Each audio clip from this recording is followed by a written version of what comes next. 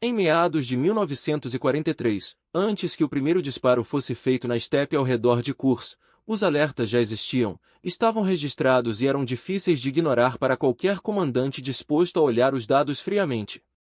Relatórios de reconhecimento aéreo mostravam linhas defensivas soviéticas que não tinham precedentes na guerra até então, trincheiras em profundidade, campos de minas densos, posições antitanque escalonadas, reservas móveis posicionadas atrás do saliente. Interceptações e análises de inteligência indicavam concentração anormal de artilharia e blindados, não para ataque imediato, mas para absorver um impacto e contra-atacar depois. Oficiais do próprio exército alemão, incluindo comandantes de campo e setores do Estado-Maior, alertaram formalmente que o fator surpresa havia sido perdido, que os soviéticos sabiam onde e quando o ataque ocorreria, e que a estrutura defensiva construída indicava uma estratégia deliberada de desgaste. O alerta central era simples e brutal. Kursk não era mais uma oportunidade de manobra rápida, era uma armadilha defensiva preparada ao longo de meses. E atacar ali significava lutar exatamente no terreno e no ritmo que o inimigo escolhera. Esses alertas não eram vagos nem fruto de pessimismo pessoal. Eles se apoiavam em evidências mensuráveis. Fotografias aéreas comparativas mostravam crescimento contínuo das obras defensivas semana após semana. Relatórios de engenharia estimavam dezenas de milhares de minas antitanque e antipessoal distribuídas em cinturões sucessivos. Avaliações logísticas soviéticas capturadas indicavam estoque de munição e combustível acima do necessário para a simples defesa local. Além disso, a experiência recente em Stalingrado ainda estava fresca, um inimigo capaz de absorver perdas iniciais, recuar de forma controlada e usar reservas estratégicas para inverter o curso da batalha. Alguns generais argumentaram que o adiamento sucessivo da ofensiva, para guardar novos tanques, especialmente o Panther e o Tiger, só ampliava a vantagem defensiva soviética. O aviso era claro: cada semana de espera não fortalecia o ataque, fortalecia a defesa inimiga. Ainda assim, a decisão final foi insistir.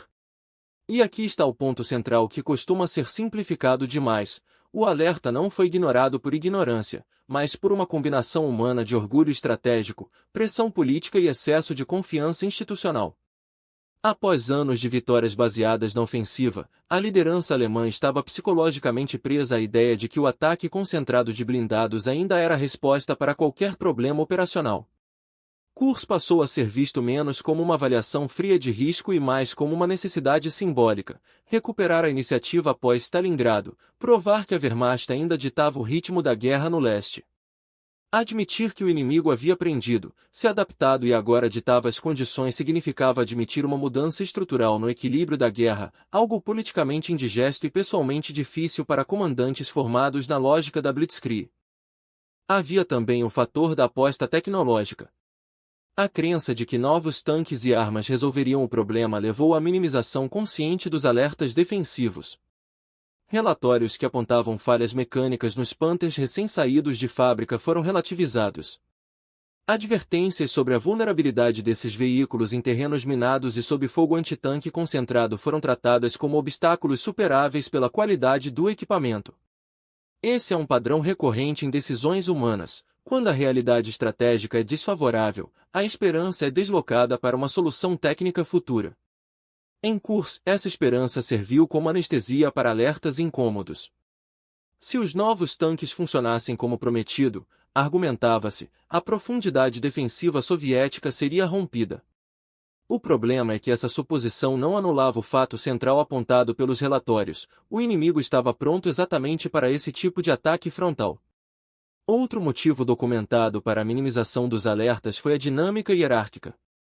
Oficiais que defendiam alternativas, como cancelar a ofensiva, assumir postura defensiva estratégica ou atacar em outro setor, enfrentavam uma cadeia de comando pouco tolerante a más notícias. O custo político de dizer "não é mais viável" era alto demais.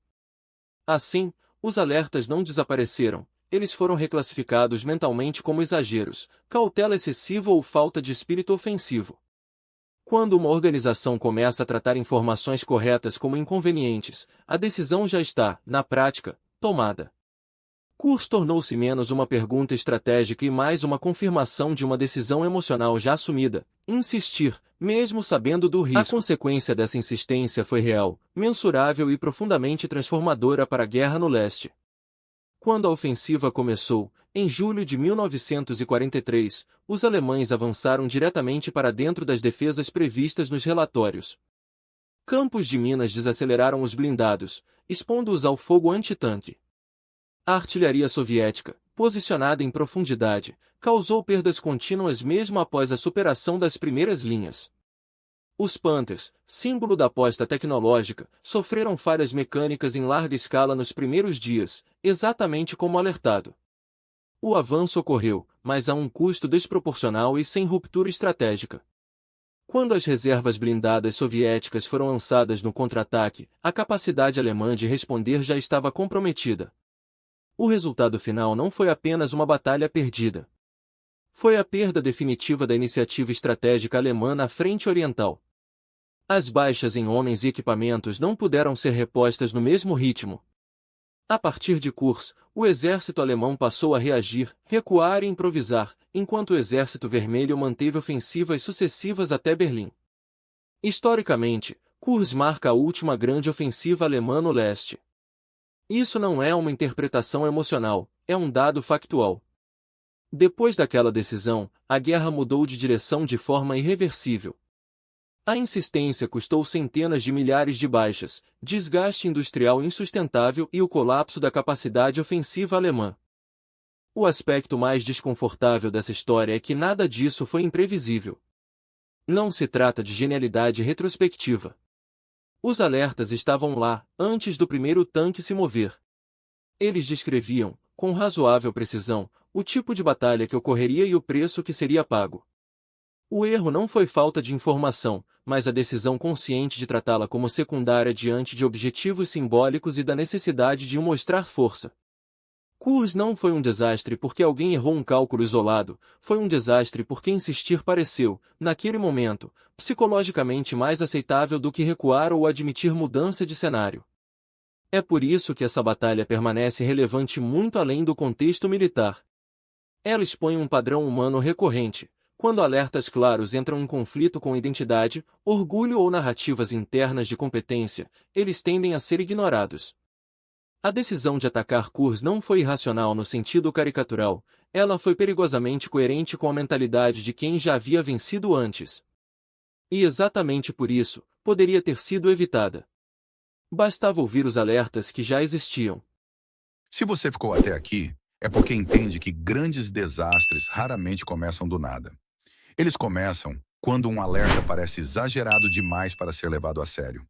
Se esse tipo de história faz sentido para você, este canal é exatamente sobre isso.